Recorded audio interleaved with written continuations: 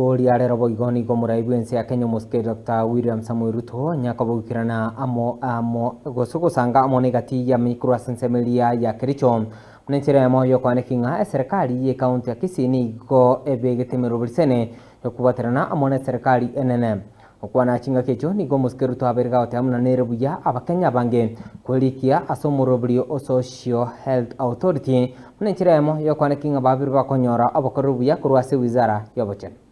Kila mmoja wetu hapa ujisajili ndio tuweze kujua Kipsitet Health Center tuko na wananchi wangapi, ndio tupange mambo ya dawa, ndio tupange mambo ya equipment, ndio tujue madaktari wangapi wanahitajika, na ndio tuweze kuhakikisha ya kwamba afya inakuwa haki ya kila Mkenya, sio starehe ya watu wachache wenye uwezo ama wale wako na kazi. That is what we want to change. So wewe Mkenya, kazi yako ya kwanza ni kujisajili kabla hujakosoa. Unajua kuna mtu anakosoa anasema hiyo kitu haifanyi kazi. Sasa wewe hujajisajili, hujaenda hospitali, wewe umejuaje haifanyi kazi? Si ujiandikishe kwanza.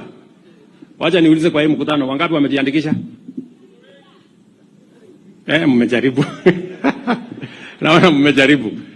Angokwe kyun tobe no kitungono ugera uguni gole ugeningo mnangojea nani?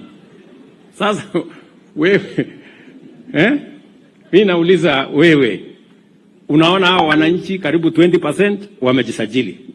Wewe huko hapo hujajiandikisha na huko kwa social media unapiga kelele.